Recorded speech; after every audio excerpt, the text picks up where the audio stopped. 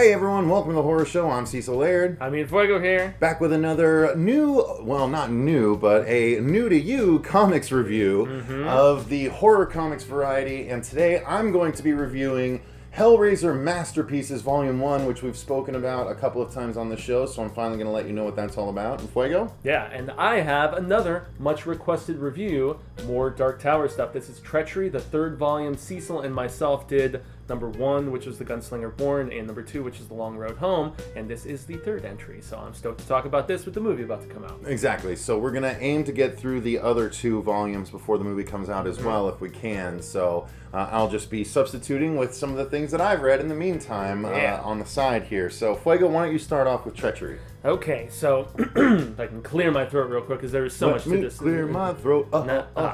So much to discuss here. So, after The Gunslinger Born, which essentially adapted a good chunk of the first volume of the Dark Tower novel series and the fourth volume, all the stuff with Roland as a kid, this is where, along with The Long Road Home, the writer, which is actually Peter David, but he was working in conjunction with Robin Firth, who is the Dark Tower historian, basically. So she's the one who wrote the Dark Tower Concordance, which is like this big fat encyclopedia that is as big as the Dark Tower novels themselves, chronicling characters, places. I mean, she is the one who assists Stephen King in making sure all of his facts are right. So she game planned all of these kind of fill in the blanks entries that they did as the series went on. And here in this third one, we basically join Roland after he's got done knocking out all of those big coffin killers that you remember from when he was in Hambry and stuff, and had his little love affair with Susan, who unfortunately saw a very tragic demise. It still makes me shed a tear every time I think about it, because it's like, Romeo and Juliet, 2 people who shouldn't have been involved.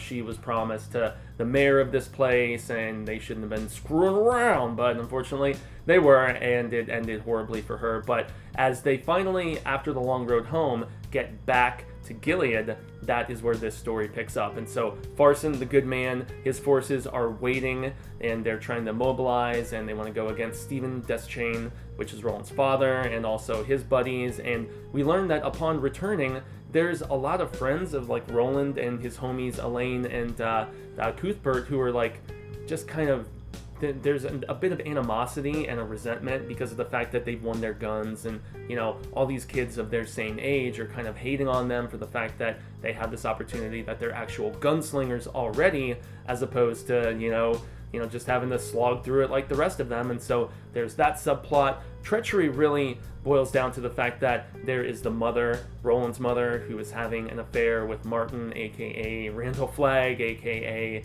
the walking dude, aka he's the guy who shows up in so many different Stephen King things, but he's a main antagonist of this. And his mom is getting on Bangtown with him, which is really horrible. And so that's what the Treachery entails, and the fact that she's out at Debaria, which is like this nun type place that you learn a whole lot more about in the 4.5 entry, which is the one through the keyhole. But she's out there, and he comes and meets her, and you kind of see the seeds that are being sown for a potential assassination of somebody. And I don't want to spoil this book per se. I want you guys to read it. The cool thing about this book especially is, and all of the ones that came after Gunslinger Born, is that they fill out the story of Roland as a youth that is pretty much my favorite part of the Dark Tower. The stuff with Eddie and Jake and Susanna, I should specify, and all the stuff that comes later, those are cool, but my favorite stuff is the real just history of Midworld and everything that entails in it and ties in within it. And that's what this really, King just gave them free range. They're like, okay, there's a beat here that you remember from the books, it shows up in this, there's a beat as well, a couple, and they just allow them to flesh everything else out. And you see Rhea of the Coubs, the crazy witch bitch from Hambry, she shows back up as well. And so it's just very cool to see that they were given the opportunity to kind of fill in those gaps. And I cannot recommend reading this enough. Jaile's artwork, as you and I can both agree upon, is amazing. And I could continue to gush upon this, but there's lots of spoilers, especially being the third volume in a 5-book series. And so definitely recommend. Start at the beginning, but read all 5 of these. They will give you some cool backstory about the gunslinger. And the artwork continues to be amazing. Jaile stuffs, or Jaile, whatever you want to say. But any other specifics about it? I mean, were there twists in this that you weren't expecting, or was it was it particularly gory or anything like that? Like, what made this one stand out? There's some gore here and there. I mean, especially with Farson's forces basically just kind of starting to move towards Gilead and the conflict that we know eventually comes. There's heads chopped off. There's treachery within the ranks of Steve and Roland's father and his people. They also play out a scene very interestingly where you see the seed sown for his mother and Martin actually getting involved in stuff. Also, we see a little bit of Roland expanded upon his obsession with Merlin's Merlin. The sphere. Yeah, the sphere that he just becomes obsessed with, this pink grapefruit of sorts, and how much of a toll it's taken upon him. They kind of hint upon that in The Long Road Home, but they develop it much more here. And if you've read the books, you know what happens with Roland and his mother, and it's tragic and really sad, and they play it so well in this, and it's heartbreaking. It really, really is. For King fans that have read the books, how was the visual representation in this volume, especially of that moment, right? Because if we see that depicted here versus your own thoughts of how it went out, how it played out in the books, how did that translate for you? The despair and the sadness was just what I had envisioned, and I mean, given a slight anime style, being around manga style, I guess I should more so specify with Jaime and the way he approaches stuff, but it works, and I think it's much more so a credit as much to the visuals as it is to Robin Firth and Peter David, and just the high speech and the talk of Midworld that they really just nail so well. It feels like the way everybody talks in the books, despite the fact that none of it is lifted from the books like it is in The Gunslinger Born. This is all original dialogue for the most part, and it's cool. One other thing that I have to mention is you see some expansion upon characters that are mentioned like once or twice. Jamie DeCurry, which is a friend of theirs who, besides Elaine and Cuthbert, he showed up in the very first book, the first novel, I should say, and he actually stars along with Roland in The Wind Through the Keyhole, which is cool when they go to find this shapeshifter who's like killing people in this colony, which is right by Debaria, the nunnery that I mentioned earlier. And also Court, who is his trainer, the messed up eye because he sent that hawk at him when he won the battle. His niece becomes like this suitor of Roland in this expanded backstory kind of stuff, and so they're trying to like pair them together to get married, and he's yet fresh off of all the Susan stuff, and so he's not down for it, even though she appears to be a babe and she's actually wanting to be a gunslinger herself. So she's a badass, she wants to help out with the boys, and she's almost like hiding her tatas and trying to disguise herself as a man at certain points in this, but she becomes a big player in the later volumes, because even after Jericho Hill and the Fall of Gilead, she shows back up in The Gunslinger, which is when they started adapting the books proper. But the difference they did in the comics when adapting the books proper is they started filling in even more blanks and tying in characters from these. So they just kept the mythology going, but the ones after Jai Lee, the art's not quite as good, but the writing is still on point. So I have to recommend those, but obviously start with Treachery, The Long Road Home, and The Gunslinger Born, which are the ones that precede this, and then move on to The Fall of Gilead and Jericho Hill, because those are two very, very great books in their own right as well. So that's going to bring us to my volume, which is, of course, Hellraiser Masterpieces Volume 1, which is an anthology book that includes 9 stories that are all separate by different creative teams that were released in publications from 1989 through 1994. Wow. So these are all pretty old at this point, and Yeah, they started coming out after the first movie. Now, the interesting thing is the first one, what I'll probably do is just go through each one, just real briefly. Or maybe not so briefly, we'll see how it goes. But favorites, possibly. Exactly. Well, the interesting thing is when I finally got my hands on this in the second volume, because the reason I wanted to cover this is recently we covered in the news that Clive Barker has put out 2. He's put out 1, and a second is going to be coming out of the Hellraiser anthology books that he is creating that are separate from these. Yeah, which are all brand new stories. Brand new stories, exactly. So, including the origin of the Chatterer from the first Hellraiser movie. But this is a collection of the older stories. But what was interesting as I went through it is the amount of talent that's actually involved in all of these stories. And you'll see as I go through them. So, the first one is actually written by Larry Wachowski, who now everyone knows is Lana Wachowski. It was the Wachowski brothers that created The Matrix. That was Andy and Larry Wachowski. Now apparently they are the Wachowski sisters with Lily and Lana Wachowski. Yeah, exactly. So I knew about the one, I didn't know about Lily, but you know, nonetheless, it's interesting to know that way back in sometime in 89 to 94, I'm not sure exactly which took place in what year. Long before The Matrix, though. Yeah, so his story is called Raising Hell with a Z, Part 1. So it's actually a multi-part thing that picks up in the Volume 2 of Masterpieces, which I haven't read yet. But this one is about a man that escapes hell and then returns. When he returns to Earth, no one believes that he was actually at hell, and essentially it's an interesting start to a story, especially now that the protagonist needs to change, like the way he's set up. You don't want to follow him as is. So he was taken through the box, like down into Well, yeah, and while locked up in a padded room, because he returns and starts spouting about hell, so he gets locked up. Yeah. So he's in a padded room. An intimidating blue demon shows up to break in and take him back to hell, firing razor wire from its arm, which is really cool. Yeah. He survives by drawing a sigil with his severed tongue. And the next night, the demons attack everyone. After fighting some, all but Isidore flee, leaving him to face the demon using bullets in his own bone fragments. After cutting Izzy's leg off and fashioning a spear earlier, his friends return in time to kill the demon with it. Izzy says to use all of him after letting him die. So that my notes are a little bit jumbled there. But anyway, the artwork for this one was a bit scratchy but effective, I said. Especially the ugly, deformed, fleshless demons, which I'll pull up so you guys can see what they actually look like. But I want to see. Some of the fun of this review for me is going to be reading some of my notes, which were a little fun at the time. But the next one is amazing. The next story is called Wordsworth. It was written by Neil Gaiman and drawn by Dave McKean, who is so many people know as this amazing power couple of a creative team. Sandman, obviously. Sandman, and Dave McKean didn't do all of Sandman, but they've actually done a lot of other collaborations. And McKean is an amazingly talented artist that uses mixed media.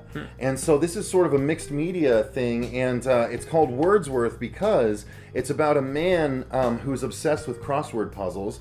He receives a crossword puzzle whose answers relate to all the evil deeds he's done in his life, or will do with his life. Puzzle box. I can see the correlation. He continues the puzzle till he reaches number 50, which says the doorway, in which he writes Hell. And then he becomes, when he goes to hell, he becomes a hideous representation of himself and claims, I am the guardian of words, love me. It's so trippy. Here, let me show you the artwork just so you can see and back me up. You're going to see it along with me. Here, just flip through. That's the story right there. It's only about 5 pages long, but just flip through real quick. Oh, dude, the art is beautiful. It's the creation of a Cenobite, which ends up being sort of a running theme in a couple of these stories, and this right here, that's what I'm talking about. You can see he's a real twisted sort of Cenobite. Yeah, they did some similar mixed media like this in the 6 Dark Tower book, so it's very, very impressive. So Wordsworth is great. I say McKean's art is reliably abstract, to its own detriment at times, so that means it gets a little confusing, but... Yeah, it's not really like pushing the plot forward, it's more just... And what I actually said is, it seems like it has a deeper meaning that I don't yet grasp, but that can be pretty typical of Gaiman's writing for me. Well, yeah. He is a deep dude that I just don't understand sometimes, so I'm sure that's the case in this one, but moving on to the next one.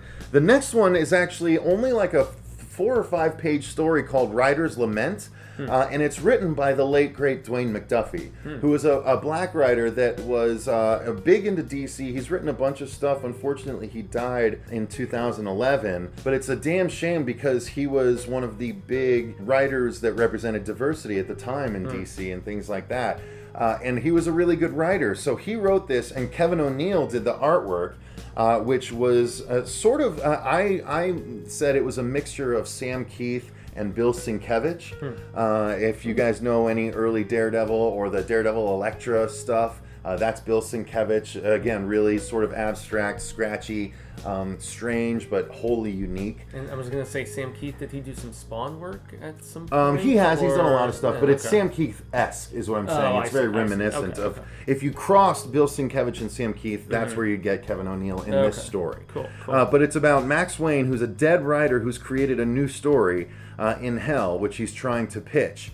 The whole thing is a metaphor, and so basically his story, he presents a baby to the editor in Hell, as it were. And the editor in Hell starts literally picking the baby apart, pulling an eyeball out, pulling its dick off, and saying, well, I think it'd be better like this. And I say the whole thing is a metaphor for writers trying to sell an idea, having to deal with the buyer either mangling or outright killing the writer's baby, which is a thing. Oh, yeah, writes and rewrites and stuff. You submit it to your editor, and they're like, well, we need to shave this here, we need to reposition this But the here. writer ultimately accepts it if he gets paid enough money. So that's what's interesting about it. It was a really cool little short offshoot in the anthology that I wanted to shout out. The next two, called The Vault and This I Saw, they were both sort of not great to me. I even say, meh, South America, some nonsense. And That's then all I say, you need to know, guys. the art for The Vault, I say, scratchy, dark art, not bad, but not interesting story to latch onto. And then for This I Saw, it says, story by Malcolm Smith. It's a Native American story set in 400 BC. And I just said it's a boring story with a boring outcome. Just not that interesting. So I'm curious about the ancient Native American perspective and how if they encountered Cenobites, like what that it's might okay, be. but it's not that. The only interesting thing about that story is that you see the big diamond crystal that's in Hell in Hellbound. That you see. So it's been around, obviously, since ancient times. That's an interesting thing about it. So that'll bring me to the next story, which is one that everyone will want to know about. This one's called The Heroine, Part 1. And this one was written by Clive Barker, and the art was done by Alex Ross. Of all people, my goodness, man. We're Exactly. talking Marvel's Kingdom Alex Come. Ross did a Jeez. Hellraiser story, you guys. I gotta And see this art now. not only is in this one, but it continues, just like the Wachowski story, it continues into the second volume of Masterpieces. So I will get around to that as well. But Pretty sweet.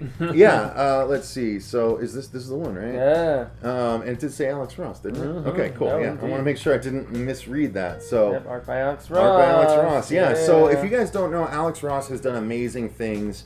He's a very painterly artist that did Kingdom Come. He does amazing representations of both Marvel and DC heroes. He's extraordinarily sought after. And he's really good for the fact that he does these photo representations. Like, doesn't he have people like sit down? He and does. He, like, has a model and he kind of works off of that. And I mean, all the bonus stuff in Kingdom Come alone and Marvel's is just great. It's so good. And so this story is about 6 flies that escape from Hell and cross the country to invade 6 people, who then meet up together and invoke a ritual to raise 6 Cenobites to our plane. And that's the first part of this story. Damn. So it's really cool. But however, I gotta say, my notes say, frankly, I got lost. The story is a bit confusing. I remember as you flip through, yeah, it doesn't make a whole lot of sense. It's kind of all over the place. You have, like, human heads on the flies. It's Yeah. kind of However, I say the art is amazing. There's big Kingdom Come-like action at points, and it's very gorgeous, if bloodless, artwork. Yeah. So there's not any gore per se, at Which is least in funny this for version. kind of Hellraiser. You would think it would be more gore-tastic. I mean, especially those later comics that you had me read that continued the story after 2 were really bloody. Yeah, but the nice Holy thing crap. about that is that people that aren't that into gore, but that are into more psychological horror, can get into this and appreciate. Again, it's Clive Barker. He created the whole damn thing. Yeah. So you gotta Let him give do what he props, wants. and yeah, let him do what he wants, and of course pair him with Alex Ross. Why the hell not? Now, there's only 3 stories left, you guys. The next one is, I think, probably my favorite of the whole book, and this one is called Dead Things Rot. And this one is written and drawn by Mike Mignola. So it's by the guy that created Hellboy. And I'm not sure when this came out. This either was right after Hellboy or before he even did Hellboy. But it's very Mignola style. You can definitely tell right off the bat that it's him. Oh, yeah. It's a weird guy who refuses help from his building's super with a locked door. He keeps trying to get in and he has problems, and his super sees him and he's like, no, I don't need help, I'll get in, don't worry about it. It turns out the weird guy is a serial killer who is a parts keeper. And meanwhile, in hell, a tormented soul makes a deal with a clown Cenobite to get his life back if he provides a terrible soul to the clown. The serial killer finally gives in and kills the super to complete his Patchwork Man back on our level. And then the dude from hell, he inhabits the Patchwork Man in order to, and then he gives the serial killer to the clown demon. And the Patchwork Man rapidly decays, and the clown wins. So the clown gets both souls because the Patchwork Man doesn't. So it's just probably what he was hoping for all along, I would imagine. Yeah, I said the art is awesome, Hellboy style. Dude, the art is fantastic. But somehow seemed gorier and darker than anything I remember from Hellboy. And I said the story was a good, satisfying Hellraiser tale. It fits great, and it would be a perfect side story to any Hellraiser movie. I really, really love this. You can see the sort of the clown guy. Yeah, and I have so creepy. And dude, I have to chime in. Like, the art here appears even more realistic than Hellboy. You know, at least as far as like the way characters and people are fashioned and stuff. It's a little more cartoony at times than Hellboy and some of the other stuff that I've seen him do. But this feels like there's a little bit more of an emphasis on realism, I guess you could say. And yeah, do the character designs look cool, like realistic, scary, and yeah, I actually really want to read this now. Yeah, so that's a good one. And then that leads us to the last two stories, which the first one was written by Jan Steinad, and the art was by Mark Chiarello. Now, the artwork is amazing in this. It's very painterly style, but this is about an actor that's obsessed with someone named Fagin, or his face, apparently. He passes a man on the street. He thinks it's Fagin, but when he catches up to him, the man's been murdered, and his face has been left for the actor. Turns out the actor uses faces to become different people for each new movie. So he'll wear an old man's face and play an old man, or he'll wear a young ingenue's face and become that. Or a young hunchback, for example. And in fact, they show that he might have played the original Phantom of the Opera. So they allude to different stuff, but soon he's in a movie where he expressed unrequited love to an actress, so he kidnaps her lover to make him disfigured so he could play a freak instead of the pretty hero. The priest busts him and he dies in the struggle. However, in hell, he's now an upcoming Cenobite who steals faces. So the story is interesting in the Hellraiser world. Yet another creation of a Cenobite. Yeah, and it's also cool, from what I can see by this artwork here, that it appears to be a period piece, like maybe 20s, 30s. Yeah, exactly.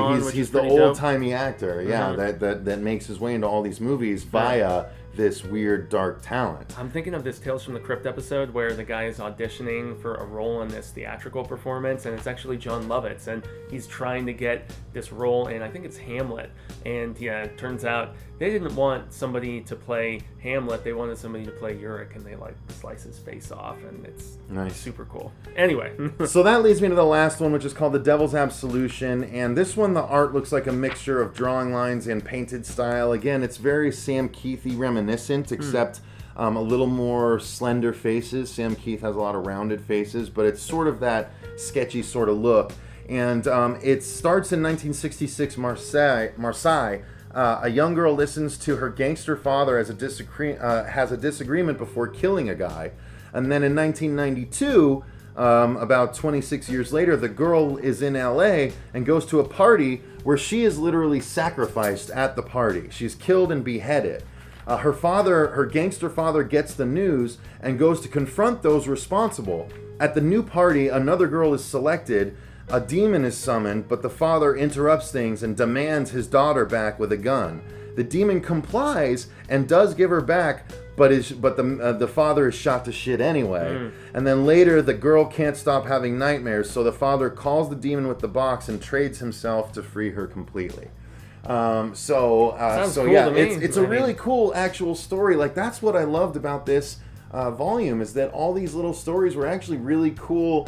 They could have belonged in a Hellraiser anthology movie, and it would have been completely at home. Oh, how rad would it be if they actually made one of those? That'd be amazing. You know, you wouldn't even need Doug Bradley for God that. damn, You that'd wouldn't be need amazing. some stand-in No, or save any of the him other for the people. last one. Yeah, exactly. Or maybe have him be almost like a Crypt Keeper wraparound kind of thing. That could work too. Oh God, that'd be so good. Dude, the writing there, the the artistic style in this last volume that you mentioned, though, or this last story, I actually really It's very like. Sienkiewicz-y also. Yeah, it's almost got like a watercolors type vibe to it, at least with the splotchiness of it, and yeah, it's creepy. It's good. Yeah, definitely. Yeah. So much talent on hand in this, man. I'm gonna have to steal this from this gentleman. So I can give it a read, Yeah. absolutely. And then I'll get around to volume 2 eventually, and then I'll eventually get around to the new volumes of the anthology. But I just had to talk about that one. Yeah, yeah. Well, I also had to talk about Dark Tower with the film coming on August 4th. You can expect a review from us for that. And there's also a new Hellraiser movie coming too soon, right? Oh God, that's right. Yeah, Judgment, but or whatever the hell it's called, but we don't know how good that's going to be. We'll look at it. We'll see. But until next time, I've been Cecil Laird. Gracias, Jaime, and Fuego. Thank you for joining us for this horror comics review. We will be back to do another one in the very near future. But until next time, remember, stay scared.